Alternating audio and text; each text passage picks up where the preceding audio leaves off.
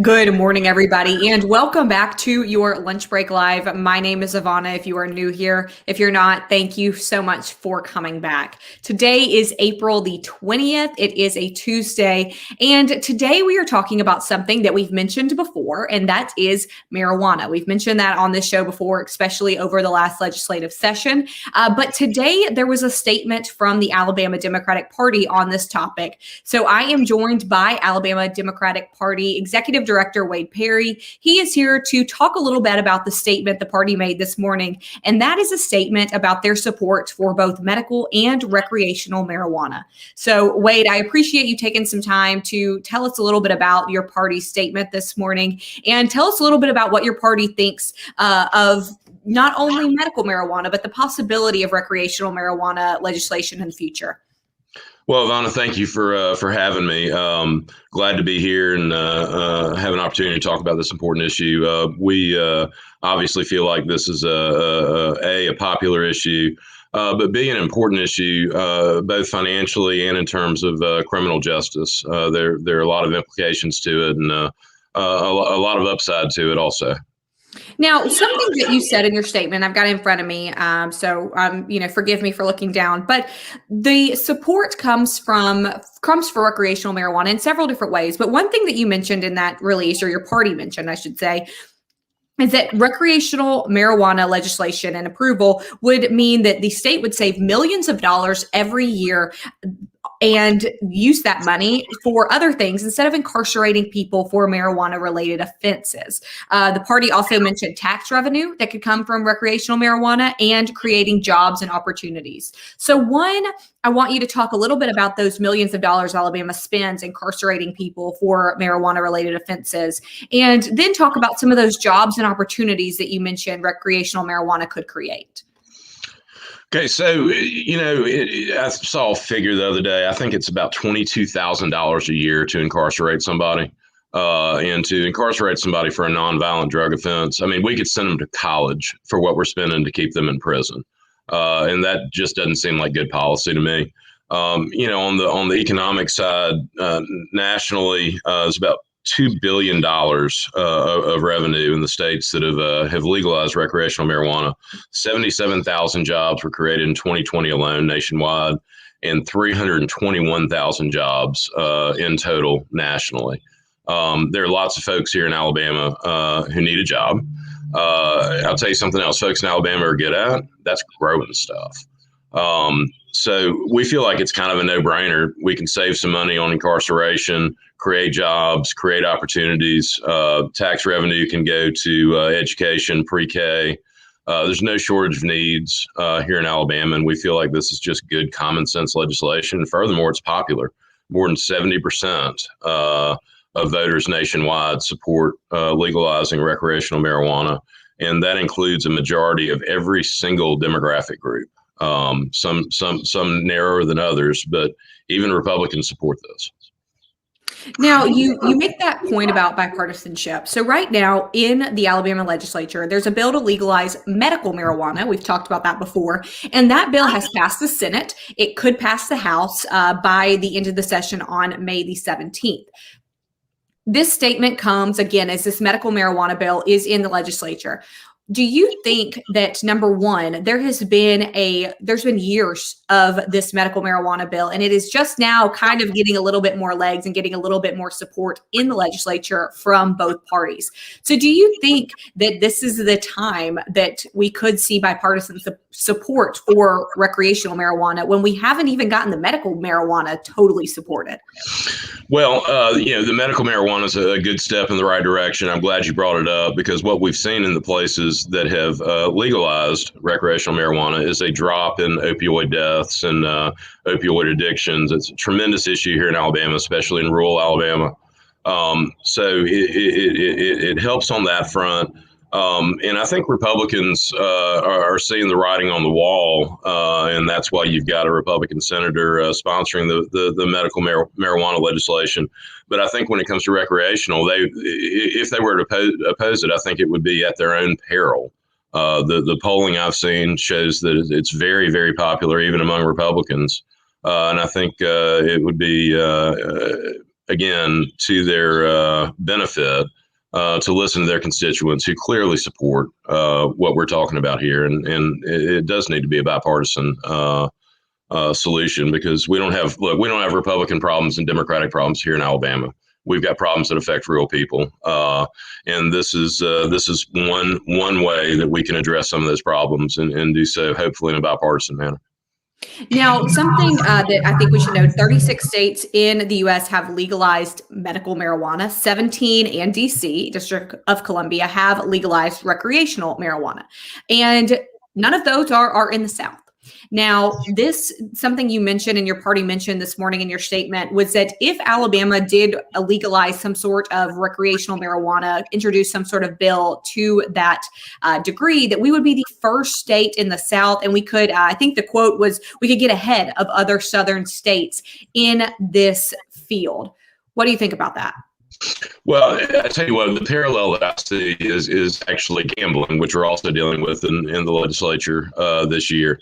But think about the hundreds and hundreds and hundreds of millions of dollars that we have lost by not introducing a lottery when Georgia did 25 years ago. The same holds true for this. So it's coming. It's just a question of whether or not we're going to be last again, and how much money and revenue do we miss in the meantime, and how much money do we waste putting people in prison that don't need to be in prison. It's billions of dollars. We have a lot of people. It's interesting you said that at that time, because I have a lot of people saying, look, we're the last in the country for everything. Alabama is always last. So I think it's interesting you make that point of saying, look, Alabama doesn't have to be last in this issue. Is it possible? What is your likelihood? What are your thoughts on the likelihood of this happening anytime soon? Well, obviously, we feel like it's possible and important. Want to start the discussion. Hope we've been successful in doing that.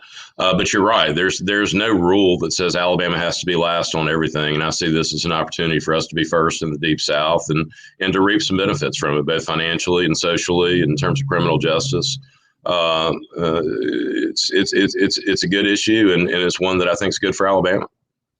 I've got a couple of questions from audience members talking about the control of this. So while we know there's not currently a bill for recreational marijuana in the legislature, we know that the Alabama Democratic Party supports that. In your, I guess, ideal world, in your thoughts of what you would support as the Alabama Democratic Party, what is the control on recreational marijuana? Is it free for all? If you're 16, you can walk into the gas station and buy it? Or what would be the parameters of a recreational marijuana bill? Well, I don't see any reason that it should be any different than the way we treat alcohol, which is regulated by the state. And we know for a fact from the studies that have been done that recreational marijuana does not increase traffic accidents or deaths. There's a lot of scare tactics out there that just don't hold up when you look at the actual facts. I think you could look at the alcohol model, and frankly, marijuana is much less dangerous than alcohol. There are fewer social costs. Nobody's ever died from marijuana. Folks die from alcohol every day.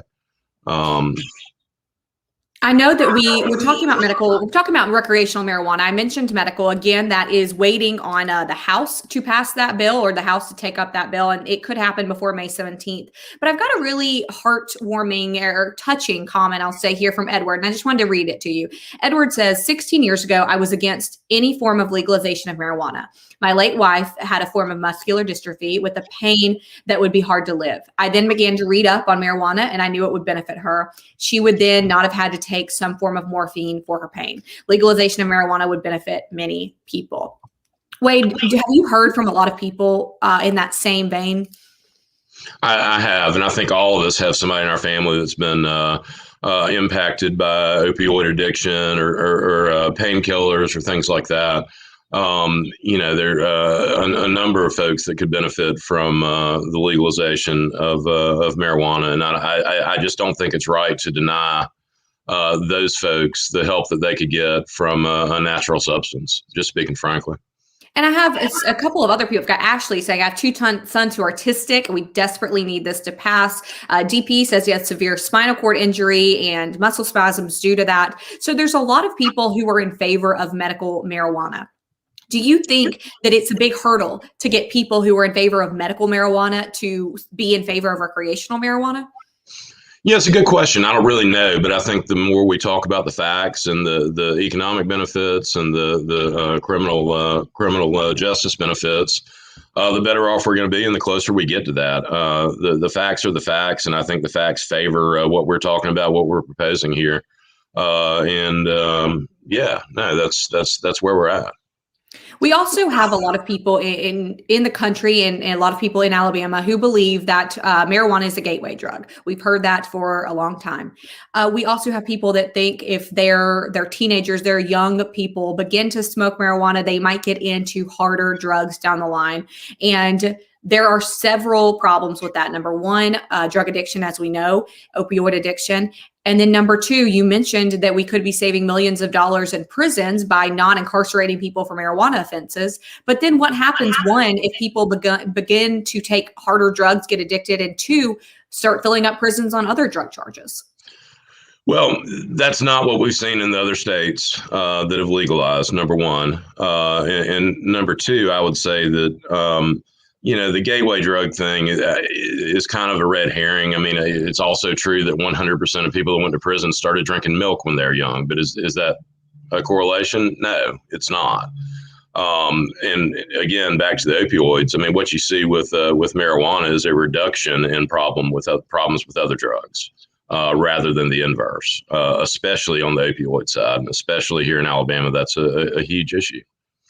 Interesting comment from Melissa. She said she has fibromyalgia, and she said she'd much rather have medical marijuana than for her pain than pills. And I think that a lot of people, Melissa, have said the same thing. There's a lot of people, even in this comment thread, that have said the same thing. So, Wade, let me give you a second. I know we've been talking about recreational marijuana, but I want to give you a second to make your party's stance known on medical marijuana.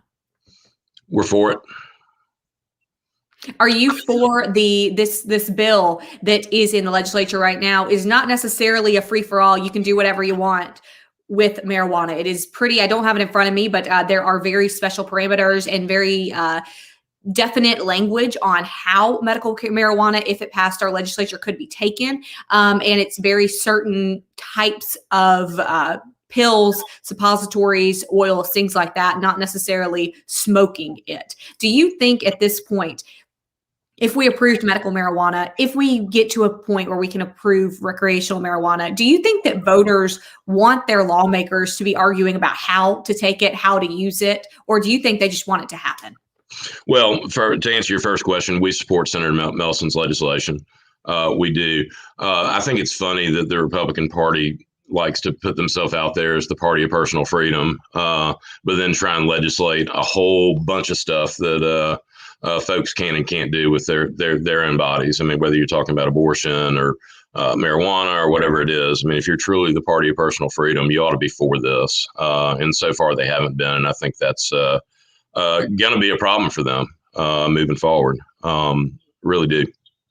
There's a lot of people who say that the way the bill is written right now is a big pharma bill, and that people that are in big corporations, big pharma could benefit from that bill and not local people. Do you agree, disagree? And if so, how would recreational marijuana, and your point about creating jobs and opportunities that you mentioned in that statement, how is that different? Well, look, I'll tell you this. I went to the first medical marijuana commission meeting more than a year ago. And you take a look around that room, the lobbyists that were in there, you had lobbyists for tobacco, you had lobbyists for Budweiser, Anheuser-Busch. They are already invested in the hemp farms, and they weren't there strictly for medical. They're looking forward to recreational becoming legalized here in Alabama, as it has in a lot of other places, and that's because of the money that's there. And I think I don't know. It was telling to me, but I would take it. I don't think it's a big pharma thing. I think big pharma is actually opposing the medical marijuana legislation because it cuts down on the use of opioids, which big pharma does care about. It is honestly very incredible to me, the amount of people who are saying their personal health problems, their family's health problems, and how much that they believe they could benefit from medical marijuana here. And that is not something, I say it's surprising because that is not something that an outsider of Alabama would believe, looking down to Alabama, thinking that Alabama people are for medical marijuana, let alone recreational marijuana. What can we do to be looked at different nationally in this point and not kind of have that same, oh, it's Alabama, they're not going to do this? Pass recreational marijuana legislation, and I would tell Republicans to listen to their constituents, the people that are in the chat room and asking these questions. Those are real Alabama voters, and they clearly are with us on this issue. So I think if folks will research the facts and listen to the voters they represent, we can in fact do this in Alabama, and it'll be good for everybody. Interesting question here from Karen, and this kind of goes back to what we were talking about a minute ago about the language in the current medical marijuana bill. Karen says the problem with medical marijuana is that medical conditions it could be used for. There are so many people with medical issues that marijuana could help, but they might not necessarily be on that approved use list. Recreational marijuana would let people who need it for medical reasons be able to get it. Do you agree? Absolutely. I think grown-ups should be able to make their own decisions. Wade, is there anything that I have left out on this conversation? No, I don't think so. I've enjoyed it very much. Thank you. Wade, thank you so much. Everybody commenting. I'm honestly just trying to read through all of them. This is very interesting to me. So we will have to bring you back, get some more updates on our medical marijuana and maybe possible recreational marijuana talks here. So Wade, thank you so much again. I appreciate it. Everybody watching, thank you. We'll see you tomorrow.